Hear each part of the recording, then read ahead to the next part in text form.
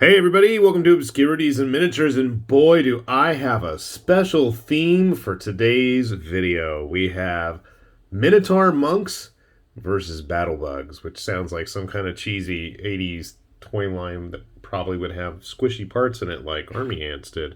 There's an obscurity for you.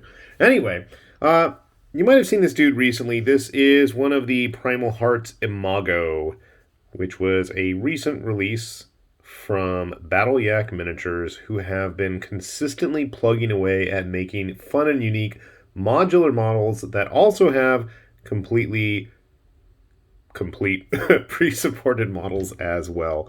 And so I really dug this. I know I've talked quite a bit about wanting more bioorganic style armor kits for models to use, and you may remember I did the original, I want to say they were like the Phylark Emogen or something like that. I don't remember the exact name. And this is like one of the very first models that I ever printed. I think, true story, one of the very first Patreons I think I actually supported was Battle Yak. This is a big spiky dude. And I think this was in the days of pre-supports, before pre-supports. And I had to do that all on my own, which was absolutely bonkers with all those spikes everywhere. Maybe I'm misremembering things, but I'm pretty sure I'm correct. Anyway, so the most recent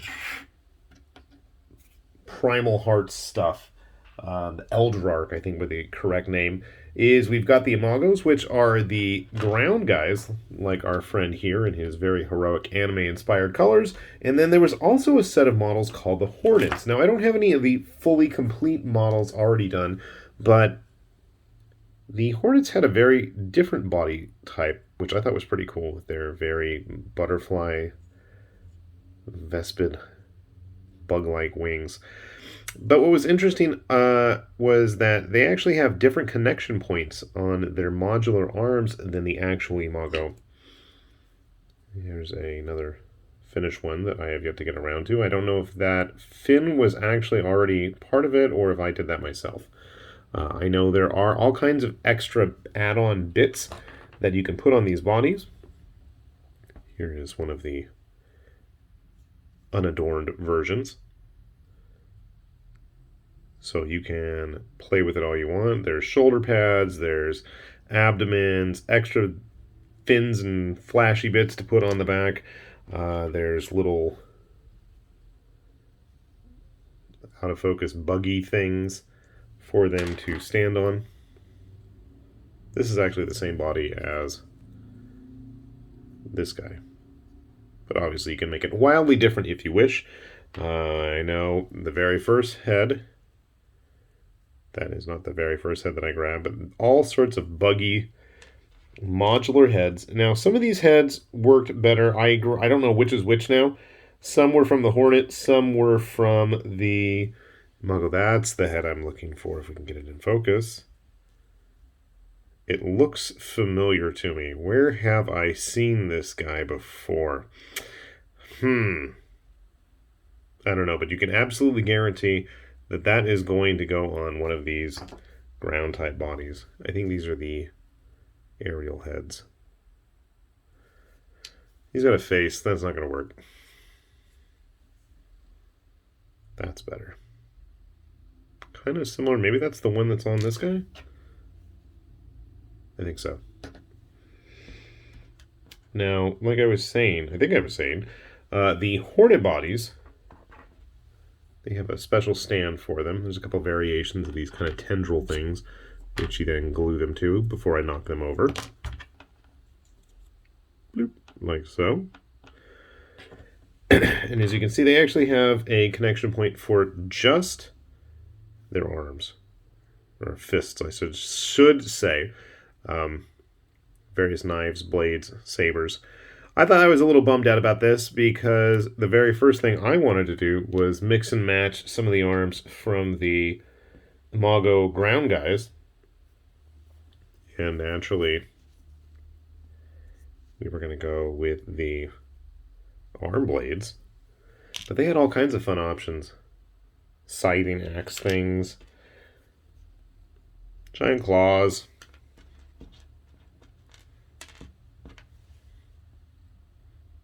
Interesting ribbed daggers. I don't know what that's supposed to be. There were scythes. like actual like pole arm scythes. I'm looking through all this, and it looks like a bunch of heads and stuff. All right. And then there was, I know they had like a kind of pinup model with a big vine whip thing. But I think the only thing really holding these guys back for me, other than the fact that their arms are not completely compatible with each other, because this thing would be kind of cool with these big double-bladed axe sword things. Sci-fi bits.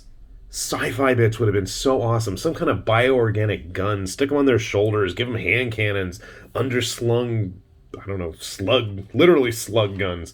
I think that would have been so cool. But who knows? You know, I'd gladly get an add-on pack if it meant we get some more weaponry for those guys.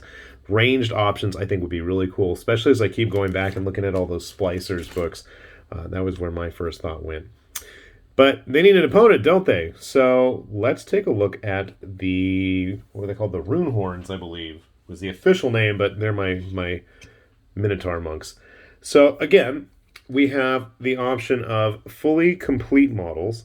And I know I was just talking the other day about civilized-looking Minotaurs, and I don't think you can get cooler or more civilized than a bunch of kung fu practicing Minotaurs. Now, you'll notice that these do have hooves. I know I was looking at Lord of Wars the other day, and they had actual toes, which is a little bit different. I love the hair. I love the pose. I'm going to have to give her a nice yellow outfit with black stripes down the side.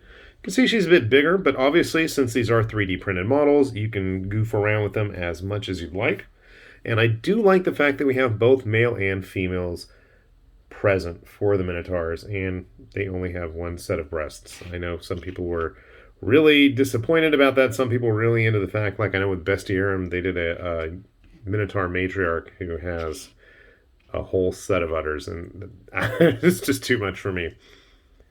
Another of the female ones. And I love the fact that there was a huge variety of weaponry available for these. Obviously, if you want to go open fist with your monks, that is totally an option. But all kinds of fun martial arts weapons. Nunchucks. Again, these are just the completed ones, too.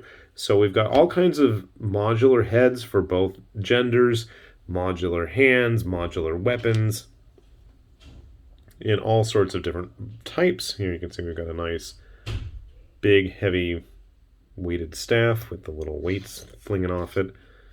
I don't remember seeing a whole lot of bladed weapons. Now, again, I start thinking monks, I start thinking kung fu movies, and my mind always goes to the kid with the golden arms, or whatever it was called. I know they had to do with like the 7 rings on his blade. I've been watching too many old Shaw Brothers movies. Anyway, so here we have an example of one of the basic modular bodies. And again, we have heads of all types.